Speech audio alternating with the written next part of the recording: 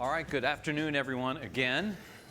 I am thrilled to be up here with Chip Bergh, who is the CEO of Levi Strauss, which is a company that we all know, and some of us, most of us, I hope all of us love.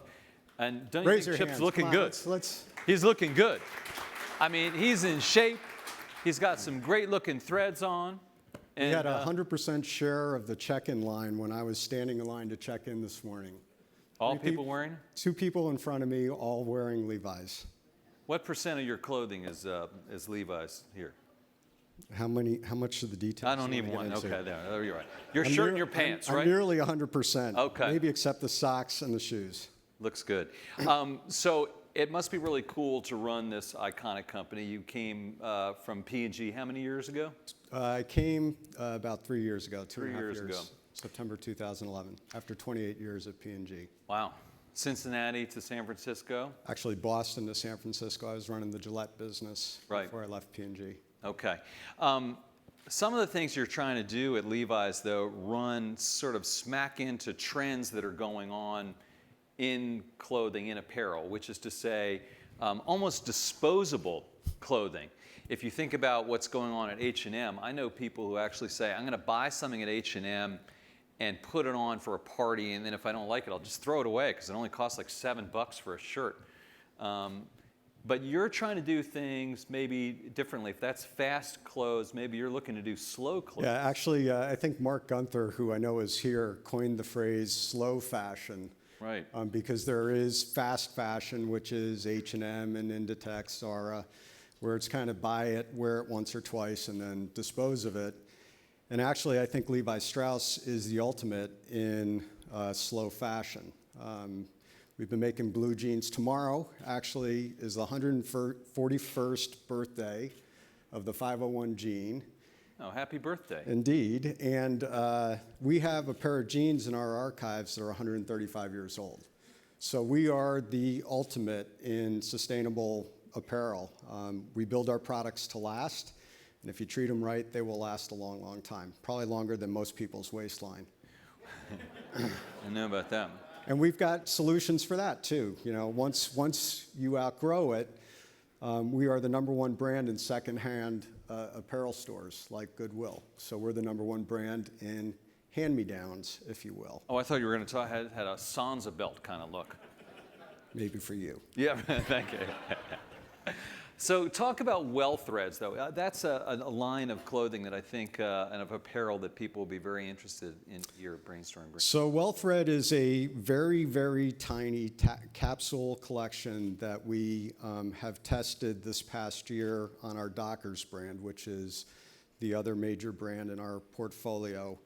And the concept, and Paul Dillinger is probably here in this audience somewhere, and he's speaking in a breakfast panel tomorrow. And he's really the leader and the instigator behind this idea.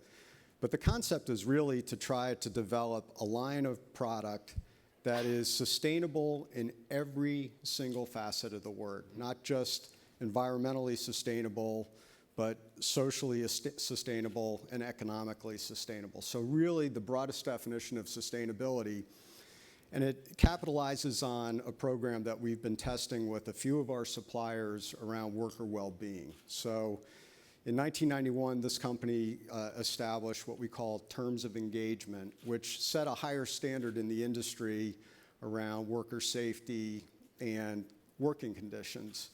We're now testing terms of engagement 2.0, which has been in test now for a little bit more than a year, which seeks to raise the bar on worker well-being, okay? So really addressing kind of the social and economic impacts of sustainability for the workers who work in the plants that make our product.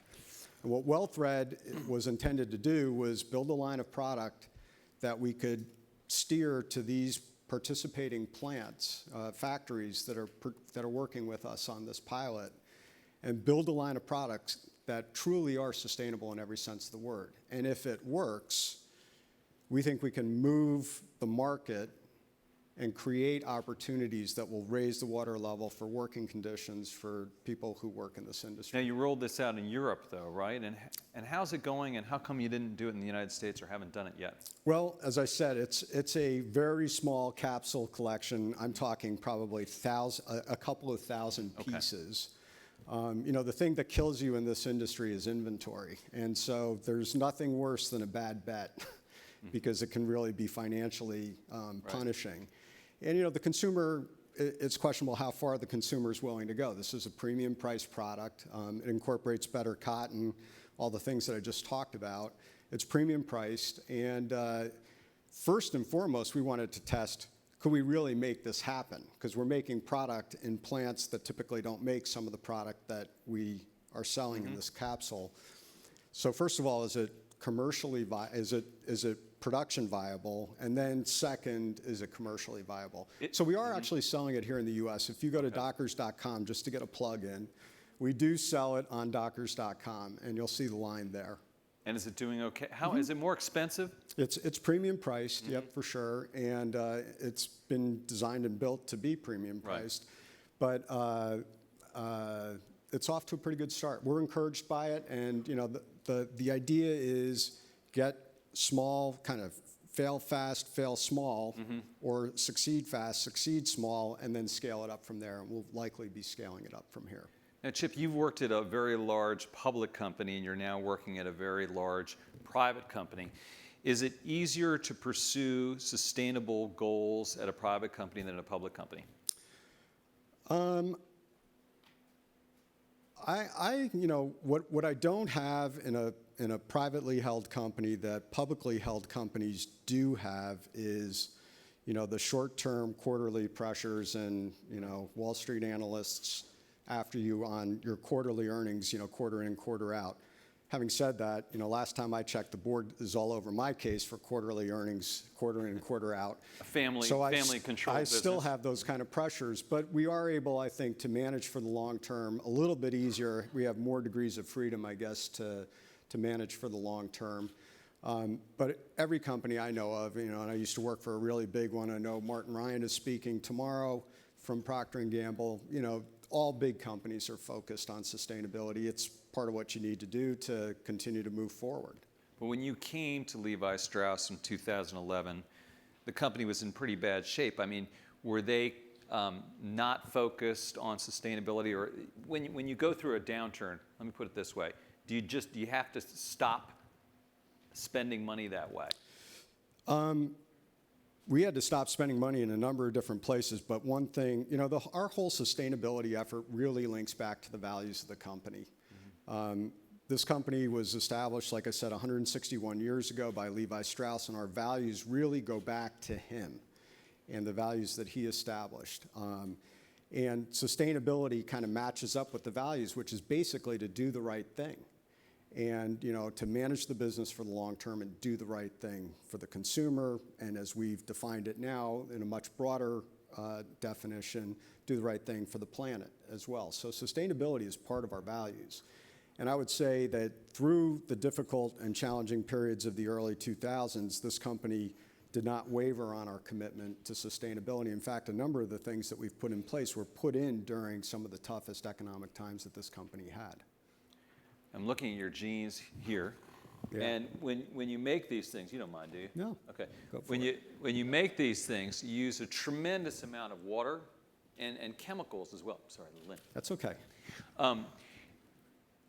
What are you guys doing to change that? I mean, and isn't that a real problem when you're making blue jeans? So before my time, but back in 2008, we actually completed a life cycle assessment on the making of blue jeans. I mean, I'm a big believer, and the company is a big believer in being data-based and fact-based on science. And we did a life cycle assessment, and basically, in real rough terms, 50% of the water usage is consumed by the time the consumer gets their jeans. The other 50% is after the consumer buys them in the store and starts washing them all the time. You take ownership of that? We're trying to educate the consumers. And actually, I mean, these are one of my favorite jeans. These jeans are maybe a year old. And these have yet to see a washing machine. I know that sounds totally disgusting. I know it does. But believe me, it can be done. You can spot clean it, you can air dry it, and it's fine. I have yet to get a skin disease or anything else. It works. How often should you wash your blue jeans, Chip? Not very often. If you talk to real denim aficionados, they'll tell you don't wash your blue jeans. You just take a sponge or toothbrush and a little dry bit clean of Tide to get a plug-in from my former employer, right. since I still own. Yeah. So anyway, we started with the life cycle. I'm looking at assessment, those. And Look good. And the science. So what are we doing? Mm-hmm. We're working with the Better Cotton Initiative, which really is targeting cotton farmers, particularly in third world countries. We've got 4 of the top 5 producing cotton countries where we're working with farmers to develop more sustainable cotton, okay, which uses less water, less chemicals, things like that. And again, it's sustainability in the broadest definition of the terms, because we help them become more effective farmers, they become more profitable, it becomes kind of a virtuous circle. And we're buying cotton from the Better Cotton Initiative. We also have tackled water usage in our plants. So we have a line of products called Waterless, where, you know, if you used to buy, or if you like buying bleached-looking jeans, they call those acid wash, acid right? wash, right? You know, that sounds bad. Or bleach. You know, it's basically bleach. It used to be those kind of jeans were produced primarily with a lot of bleach and a lot of water. We've developed a process that uses ozone and no water to achieve the same basic look. We've now we've sold that line of products, and all of our economic or environmentally sustainable products represent about 20% of the total company's business today. So is that part of the branding? So if I go into a Levi store, there's a section that says waterless jeans? Well, there may or may not be a section that says waterless jeans, right. But you can ask for waterless jeans, and we make them across every fit, men and women. And you can ask for it, and we'll have it in our stores. There's some people who say that business is actually ahead of consumers, just generally in this area. Is that true in your business? In other words, you know, is that, say, these waterless jeans, is that something consumers really care about? It sounds like you care about it, your board might, your top executives, you have these values, but when consumers come in the store, they're like, there's this price, and then I can get this. And you know, it depends on the market that you go to. I would say in Europe, consumers are much more sensitive and aware of it, and they actually do seek it out. Here in the U.S., the consumer is a little bit more price sensitive, and that still is kind of the #1 trigger to purchase. But there's no doubt there is a growing trend towards consumers being sustainably focused in their purchases. Will they pay a premium price for it? That's part of why we're testing WellThread. We don't charge a premium for waterless. In fact, we save money as we produce waterless. So, quick last question, because we have to run. Is this something you would use in your marketing? We do market it mostly below, you know, we don't do big elaborate TV productions on it, but we do market waterless. You'll find it on our website. You'll see us talking about it. We have, you know, video footage, digital stuff that we run on waterless. Again, just to try to separate ourselves from our competitors and also educate consumers that there are options out there for them that do address, you know, this whole area of sustainability. Great. All right, please join me in thanking Chip Bergh, the CEO of Levi Strauss. And remember, don't wash your pants.